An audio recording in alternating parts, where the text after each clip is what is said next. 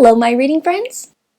Today, we're going to be reading Seriously, Cinderella is so annoying. And if you don't want to miss out on any of my new stories, don't forget to subscribe. Let's rock it!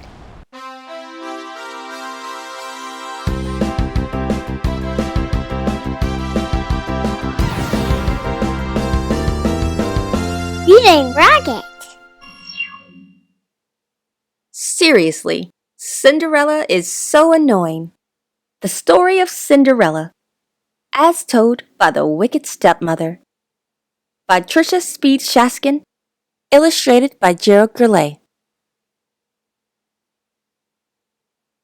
You must have heard of me, the wicked stepmother. Not true. It's just another one of Cinderella's wild stories. Not as wild as the one about the pumpkin and the fairy godmother. The real story, the true story, began with some chatter and some dust. All I ever wanted was a husband and a mansion. Before I married Cindy's father, my two darlings and I had met Cindy only a few times. The girl had seemed normal then. After I married Cindy's father, my darlings and I moved in. When I had just one foot on the front step, my dear husband kissed me goodbye and said, "I'm off on business." "He leaves often," Cindy said. "But the animals stay put. They talk, they joke, they sing, they even help out, especially the bluebirds." Now, I don't mind a story, but I like facts, not fiction. Soon the girl was talking all kinds of hokey-pokey. "Once upon a time," Cindy said, "one of the bluebirds became blue. Not the color, the feeling." His friend had flown south. My darlings and I were stuck near the front door. I just wanted to put away my bags, and that's when I saw it. Dust. "Dear, is the whole house this dusty?" I asked. "I don't know," Cindy said. "I'll give you a tour." In the dining room, Cindy told stories. In the study, Cindy told stories. Non-stop. "Girls," I said, "time to get to work. This place needs a good cleaning." "Once upon a time, when I was cleaning," Cindy started. Oh boy. Cindy mopped the floor, but she finished so fast. My darlings had barely started. "Did you know robins and sparrows are my friends?" she said. "But the sparrows don't like the robins, silly creatures. Once upon a time, one of the robins—" "Cindy, dear," I said, "why don't you go and wash the clothes now, But Cindy washed them so fast. How on earth did she do it? I had to find another chore for her, just to keep her busy. "If there's one thing squirrels love, it's washing clothes," Cindy said. "The rats, though, would rather iron. One day "Squirrels and rats doing laundry!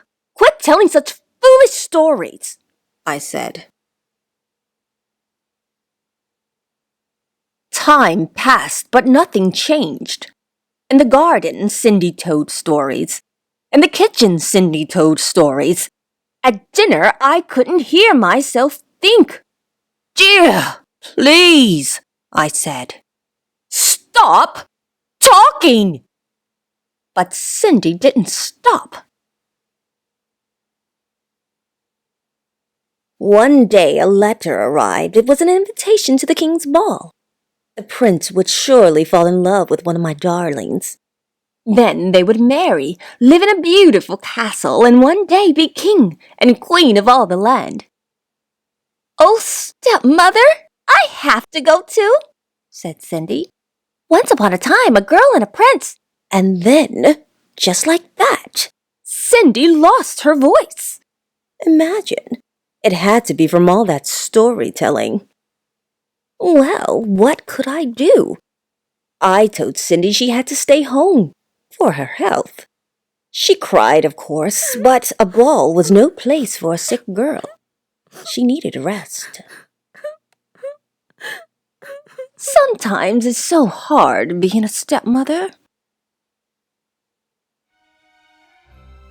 At the ball, my darlings twirled. They whirled. But then some strange girl waltzed in. Her gown was magnificent. I couldn't take my eyes off it. I wondered how much it cost and if my seamstress could copy it for me. The prince and the girl danced and pranced. My poor darlings were left princeless. A few days later, the prince made an announcement. A glass slipper had been left at the castle. The prince would marry the girl whose foot it fit. Our big chance. After visiting every other mansion in the neighborhood, the prince's valet arrived at our door. Me, said one of my darlings. No, me, said the other. One at a time, said the valet. Each girl tried, but the shoe didn't fit. Then Cindy pushed out a whisper. Please, let me try. The shoe fit. Cindy pulled the match out of her pocket. What? My darlings cried. Cindy pushed out another whisper. She said something about a pumpkin coach and mice that turned into horses. She even added a fairy godmother. Please, there's no such thing. But I still don't know where she got those shoes. A few days later, the prince married Cindy. Poor man. He had no idea what he was getting himself into. But we lived happily ever after. There's always two sides to a story. Thanks so much for reading with me today. I'll see you next time.